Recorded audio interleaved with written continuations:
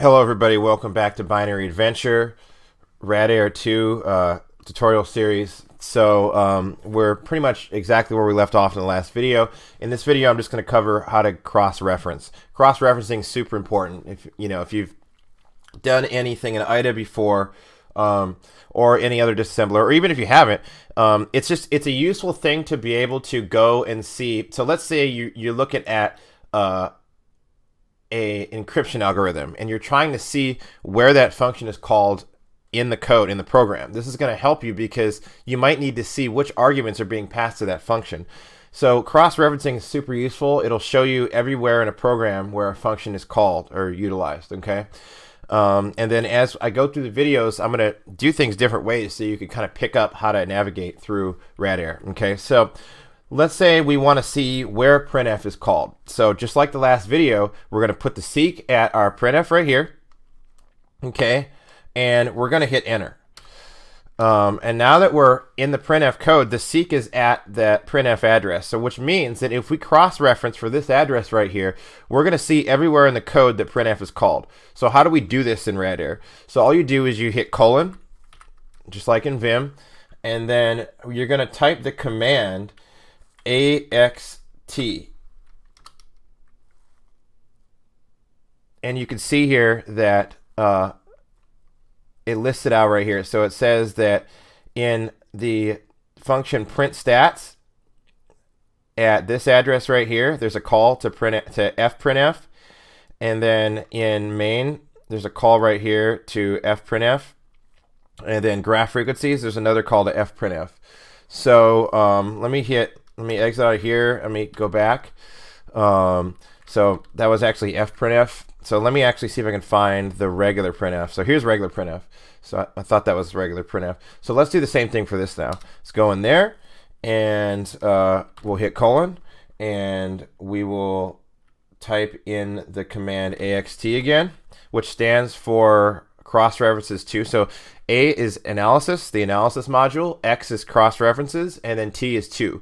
So AXT.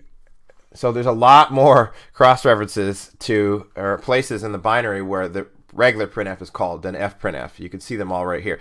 So, okay, let's actually go to one of those. Let's see it actually being called in action. In order to do that, we're just going to type S for seek, and then we're going to type one of those addresses. So let's go ahead and seek to this call right here, 0xAE0. So 0xAE0, enter. Remember, you got to press enter one more time for the screen to update. Boom. So now you can see this is where printf is being called in the code, okay? And then let's scroll up. Let's see what function this is. So actually, you can see the function is called print stats right up here, but we actually didn't have to scroll up in order to see where the function was, because as I scroll back down here, you can see that the current function is listed by Radare at the top here, and it tells us the offset of which, where we're at within that function, okay? So yeah, let's go back, and then we can go ahead and let's do that one more time. So we'll do an AXT again, and if we wanted to go look at some other locations, we could do the same thing right there.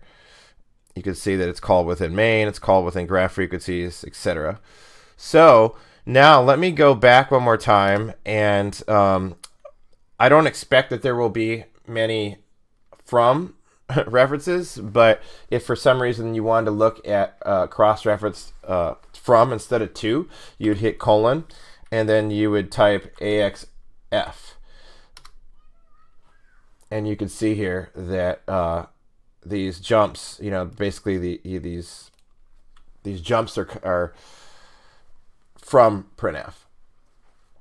So the code itself, like the main code is going to be calling is referencing printf, and then printf is referencing these jumps here, which you can see right down here. So that's the main thing I wanted to show in this video, was just how do you cross-reference, because it's a very important thing to be able to do. In the next video, what I'm going to do is cover how to view imports, exports, strings, and symbols. And also, I might do a separate video on strings as well. So thank you for watching, and don't forget to subscribe.